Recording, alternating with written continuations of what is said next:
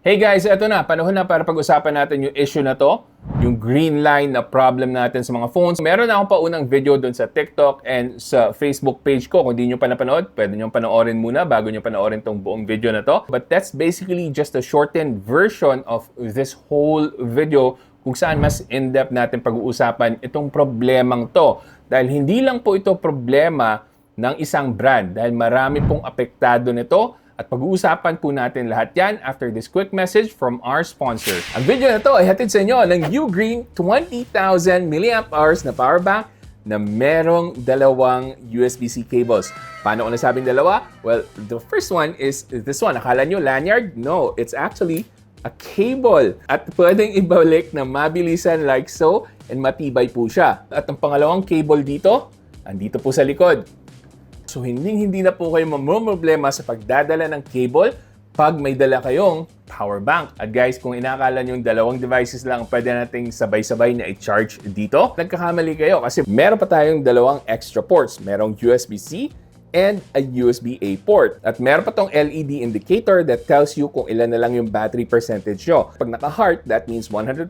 And now, we are right about at 50% na dalawang smiley faces. Safe na safe dalhin sa travels nyo, approved for flights. Para naman sa mga iPhone users, meron din tayong MagSafe power bank na 10,000 mAh from Ugreen as well. Quality po. Maraming salamat sa sponsor natin na Ugreen and alam nyo na guys kung paano mapanalunan itong 20,000 mAh power bank. Comment lang po kayo dyan about the video mismo and I'll choose one winner. Grabe, perfect match yung sponsor natin, no? Ugreen, and then we're talking about green line. Pero kidding aside guys, this is not a laughing matter because this is something that we should take seriously.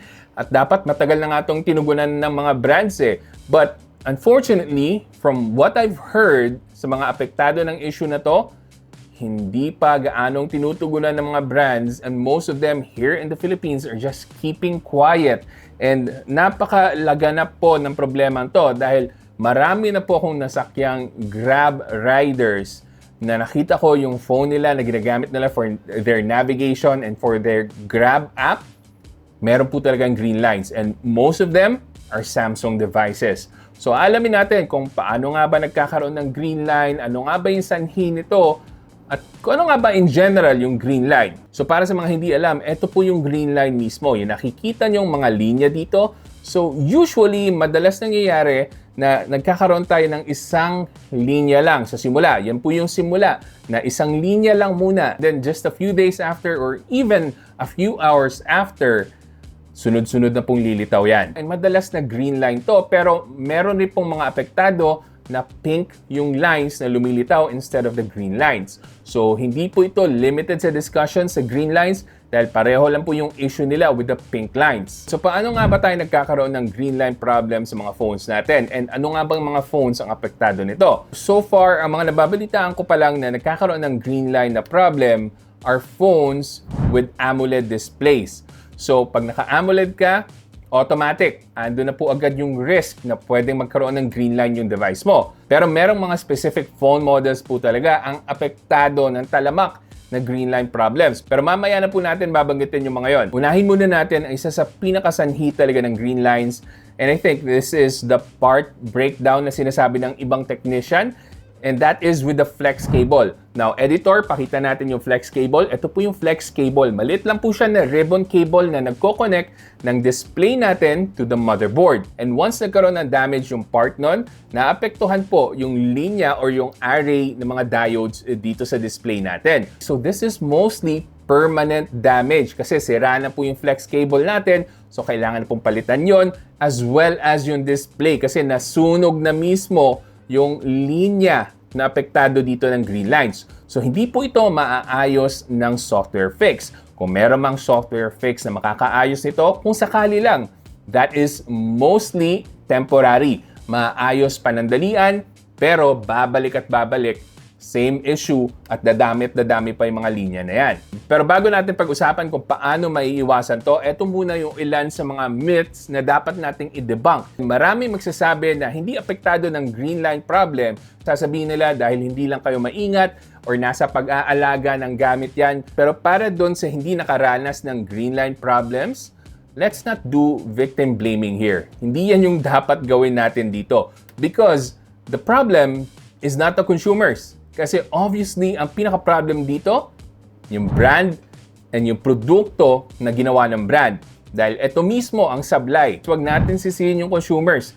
Kasi dapat hindi ganito ang mga produkto na nakukuha natin na madaling magkaroon ng green lines, especially if we're spending a lot of money for our devices. So balikan muna natin, panandalian yung flex cable problem. Nasisira or nadadamage yung flex cable natin dahil sa instantaneous heating problem. And usually, nangyayari to pag nagso-software update tayo. So doon nag-i-spike yung heat ng device natin na hindi natin namamalayan, lalo na kung naka-mobile data lang tayo sa pag-update natin or yung iba naka-charge pa habang nag-update. So nakakadagdag po yun sa pag-spike ng power, sa pag-spike ng heat, sa flex cable natin. And yun nga, nadadamage yung flex cable natin. And then, after the software update, makikita natin, boom, may green line na paisa-isa. And then the next day, madami na po talaga. So gusto ko lang ipaunawa doon sa mga walang green line problems, sa mga phone models na notorious sa green line issues. Guys, hindi po yan ginusto ng mga users na naapektuhan ng green line. Hindi po dahil burara sila, hindi po dahil naibagsak nila yung phone nila, or hindi kaya inabuso nila. Kasi wala pong koneksyon yung mga sinasabing ganun. Dahil tulad na lang dito sa device na hawak-hawak ko, this is the OnePlus 9 flagship na phone. Hindi ko po ito inabuso. Hindi ko po ito ginamit ng todo. Actually, nakatambay lang to dito sa studio ko just in case kailangan kong gawan ng video. And charge ko lang ito from time to time without extra heat. Hindi po ito uminit. Naka-Snapdragon 8 Gen 1 siya. Hindi ko ito pinang-gaming. Hindi ako nag-software update dito.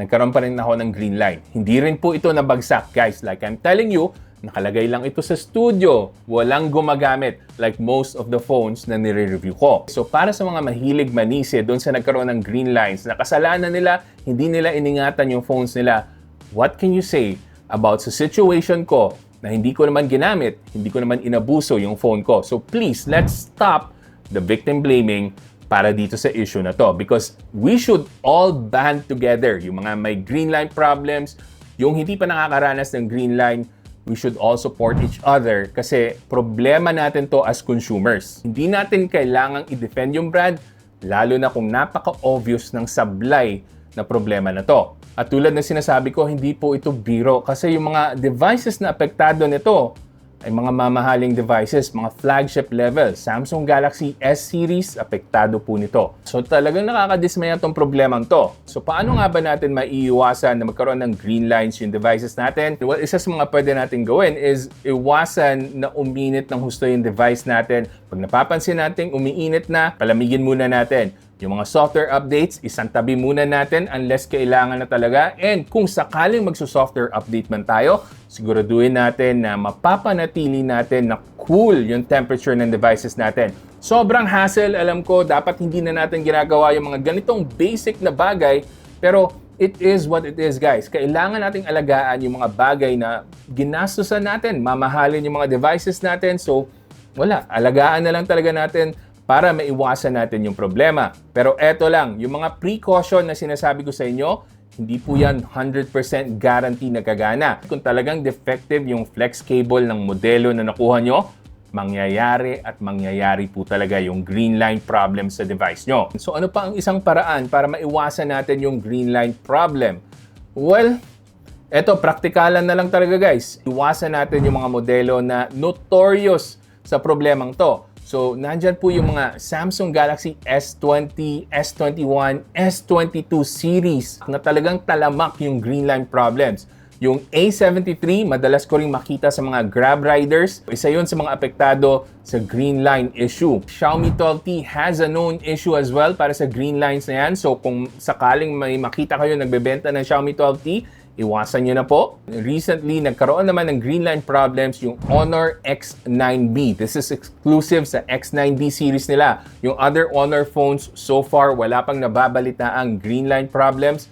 Yung Honor X9B lang talaga and a certain batch lang ng X9B series. Pero luckily, most of the Honor X9B phones right now are still covered by warranty. So kung sakaling X9B owner ka, ipa-warranty nyo na po agad. Pumunta na kayo sa service center.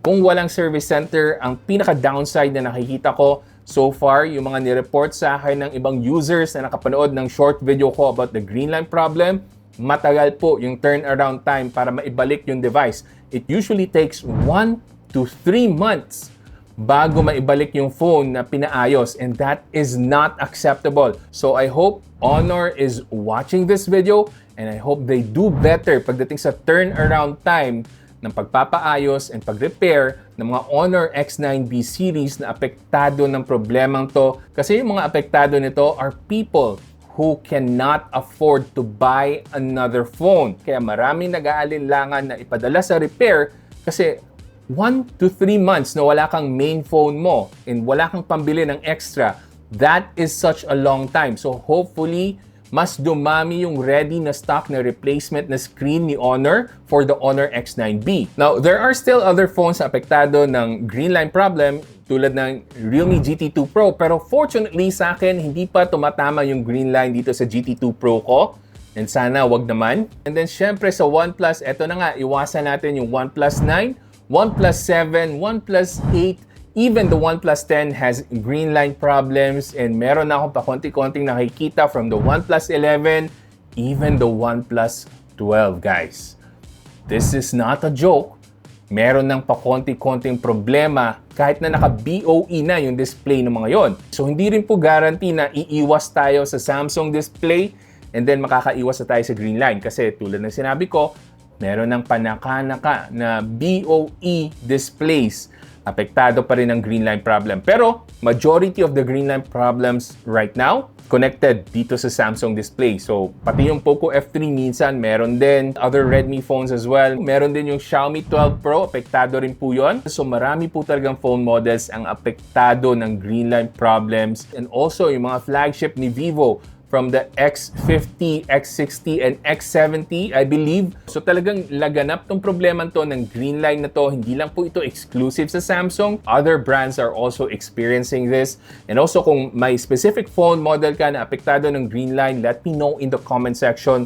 Tingnan natin kung ano pa yung mga phone models na apektado nito. Now finally guys, paano kung may Greenline na mismo yung phone nyo? Ano pa yung pwede nyong gawin? Well, the number one thing that you should do kung covered pa ng warranty yung device nyo, punta kayo sa service center, ipaayos nyo dahil free replacement po yan. Pero the thing is, eto lang guys, may catch. Kailangan walang damage yung device nyo kasi kung makita nila na may scratch or crack yung screen nyo, pwede kayong sisihin ng service center at sabihin na, teka lang, physical damage to, naibagsak nyo to or naipit nyo to. Kaya hindi namin i-cover yung warranty nito. Pwede nilang ayusin, pero magbabayad kayo. At pagdating sa bayaran, eto na po yung masakit. Kasi ang babayaran natin dito, syempre depende sa phone model, pero most of the time, it's at least 5,000 pesos. Umaabot pa minsan ng 16,000 pesos. Halaga na po yun ng isang buong brand new phone.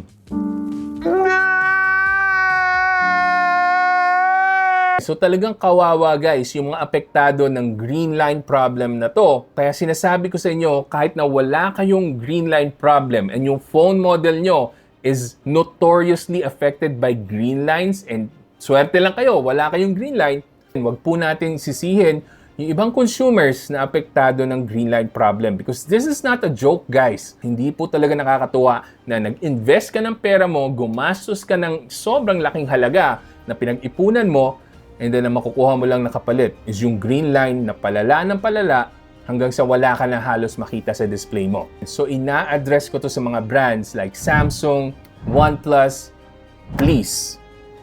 Yung mga consumers nyo, i-prioritize nyo, lalo na yung apektado ng talamak na Greenline issues. This is not funny anymore. Masaklap po ito, lalo na dito sa bansa natin, sa Pilipinas, na sobrang hirap kumita ng pera.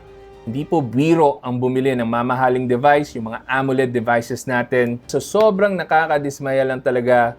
At sana mas marami pa akong maitulong sa mga consumers para dito sa issue na to. May magawa sana ako. Pero as of right now, I'm just a small voice and more voices, more tech content creators should speak against this issue. Kasi hindi po ito issue lang ng isang taong nasiraan ng display. Marami po talagang apektado nito. Marami ang hindi alam kung ano nga ba yung issue na to. Basta nakita lang nila yung display nila, merong green lines and pink lines. So guys, kung meron kayong kilala na merong green line issue, green line problem, show them this video para ma-inform sila. At least malang meron tayong awareness about this problem and maybe we can combine our voices together and speak up against the brands na walang pakialam sa problemang to. Anyway, hopefully may natutunan kayo sa video na to at kung nakatulong man to, ano lang ba yung mag-like, comment, and subscribe na rin kayo dito. And kung gusto nyo pang manood ng mga videos ko, may mga ililink po ako dyan, panigurado magugustuhan yung mga yan. Hanggang sa susunod, ako nga pala ulit si Janus ng Pinoy Tech Dad. Kita-kita ulit tayo.